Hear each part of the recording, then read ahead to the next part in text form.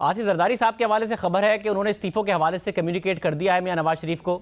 धरने का आप कह रहे हैं, मगर पीपल्स पार्टी में कायरा साहब हमारे शो में कह चुके हैं कि अगर पीपल्स पार्टी इमरान खान के और ताहिरुल कादरी के धरने के खिलाफ थी तो हमें इस धरने के हवाले से भी सोचना पड़ेगा। इस हवाले से भी उन्होंने पोजीशन वाज़ेह कर दी।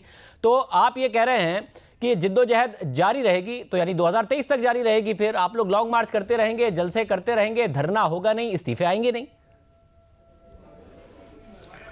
देखें शाहजेब, जब से हमारी जद्दोजहद का पहला मरहला जारी हुआ है जलसों का, कहने को तो ये नाहल टोला ये कहता है कि जी हमें कोई फ़र्क नहीं पड़ता।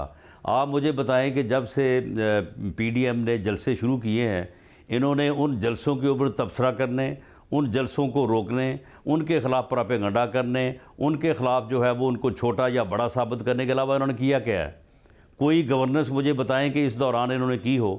और अगर ये गवर्नमेंट तो पहले नहीं चल रही, और अगर ये इसी तरह से और 4-6 माह गुजर गए तो ये खुद ब खुद गिर पड़ेंगे। ये इनको शायद किसी को गिराने की जरूरत भी ना पड़े। मगर राना साहब, आप लोग भी तो अदम इस्तेहकाम रखेंगे ना। अगर आप लोगों ने सिर्फ डेडलाइंस इनको देते रहेंगे, सियासी अदम इस्तेहकाम रहेंगे, जिसकी वजह से मुआशी अदम इस्तेहकाम भी रहेगा और हुकूमत भी कहेगी कि जी हमें इन्होंने डिलीवरी नहीं करने दिया, ये तो मुसलसल हमारे खिलाफ सड़कों पर रहे, मुसलसल हम पर दबाव डालते रहे, मुश्किल फैसले हुकूमत कर नहीं पाएगी। आप भी जिम्मेदारी शेयर करेंगे हुकूमत के साथ अगर हुकूमत नाकाम होगी?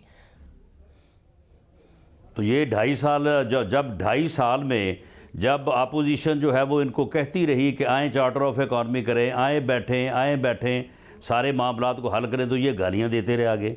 इन 2.5 सालों का हिसाब कौन देगा? इनके इस गैर ज़िम्मेदाराना, इस तकब्बर और नफ़रत में गर्क रवैये की वजह से अपोजिशन जो है वो इस नतीजे पे पहुंची है कि इनसे कोई खैर की तवक्को नहीं है। ये मुल्क को बेहतरी की तरफ ले जाने की अहलियत और जो है वो सोच से आ रही हैं, लिहाजा इनके ख़िलाफ़ जो है वो जद्दोजहद की जाए। और अगर इस जद्दोजहद में कोई मरहला ऐसा आता है और आवाम जो है वो बाहर आ जाते हैं और पब्लिक एट लार्ज लेवल के ऊपर यह मूवमेंट जो है ये बाहर आ जाती है, तो ये तो 2-4 दिन की बात होगी। ये एक दिन में भी फैसला हो सकता है। मगर राना साहब, ऐसी स्मूथ जो है ना सेलिंग नहीं होती कि जी बस बिल्कुल सारा ठीक होगा, आएंगे रैली करेंगे चले जाएंगे, आएंगे जलसा करेंगे चले जाएंगे, ऐसे नहीं होता। मगर राना साहब, आज दुरानी साहब ने मुलाकात की और पीर पगारा साहब के कहने पर की या किसी और के कहने पर की? पीर पगारा का पैगाम लेके आए थे या किसी और का शहबाज शरीफ साहब के लिए पैगाम लेकर आए थे? पीर पगारा गरीब का क्या पैगाम हो सकता है? और पीर पगारा कितना सियासत में मुतहर्रक हैं जो वो उनका कोई पैगाम ये लेके आए होंगे? पैगाम ये किसी और का ही लेके आए होंगे। लेकिन मियाँ शहबाज शरीफ पीडीएम के फ़ैसलों से और पीएमएलएन के फ़ैसलों से और पीएमएलएन के कायद ने जो रास्ता मुतय्यन किया उससे पूरी तरह से मुतफिक हैं। और उन्होंने भी और हमज़ा शहबाज ने भी अपना इस्तीफ़ा जो है वो पार्टी को जमा करवा दिया है। तो अभी भी शहबाज शरीफ का ये पैगाम नहीं है कि मुफाहमत के ज़रिए कोशिश करें कि मामला हल हो जाए, मुफाहमत के साथ आगे बढ़ें, बजाय इसके कि इस्तीफ़ों का ऑप्शन पहले एक्सरसाइज कर लें, धरने का ऑप्शन पहले एक्सरसाइज कर लें, मुफाहमत के साथ आगे बढ़ें? क्या शहबाज शरीफ साहब का ये पैगाम नहीं है आप लोगों को?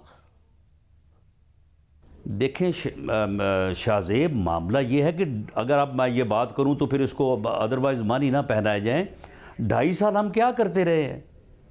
2 साल तो मैं एक दिन का आपको हिसाब दे सकता हूं कि हम इनको कहते रहे कि भाई मुफाहमत से चलो, मामला फहमी से चलो, मुल्क इस तरह से नहीं चलते, इकॉनमी बैठ रही है, आपके इन हरकतों की वजह से मुल्क जो है वो तबाही की तरफ जा रहा है, आपने अखलाकी रवादारी ख़त्म कर दी है, आप हमारी चादर और चार दीवारी तक पहुँच गए हैं, आप हमारी ख़वातीन तक पहुँच गए, उनको आपने अदालतों में घसीटना शुरू कर दिया है, आप इस रेड लाइन को क्रॉस ना करें। लेकिन जब उनको मफाहमत की समझ आती नहीं है और वो आगे से गालियाँ निकालते हैं, आगे से चोर और डाकू की गर्दान करते हैं, तो फिर आप मुझे बताएं कि उसके अलावा फिर मफाहमत का कौन सा रास्ता रह जाता है जो मियाँ शहबाज शरीफ साहब कहेंगे और उसके ऊपर जो है वो सारे चल पड़ेंगे? उन्होंने कह के 2.5 साल में मैं समझता हूँ कि जितनी सज़ा उन्होंने पाई है, इससे और बड़ी सज़ा आपने उनको क्या देनी है?